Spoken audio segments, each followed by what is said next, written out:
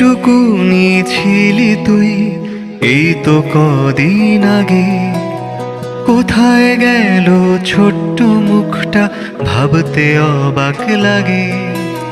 বুঝি না তোর বড় হওয়ার এত কেন তাড়া, বড় হওয়ার উল্টো পিঠেই দূরত্বের ইশারা।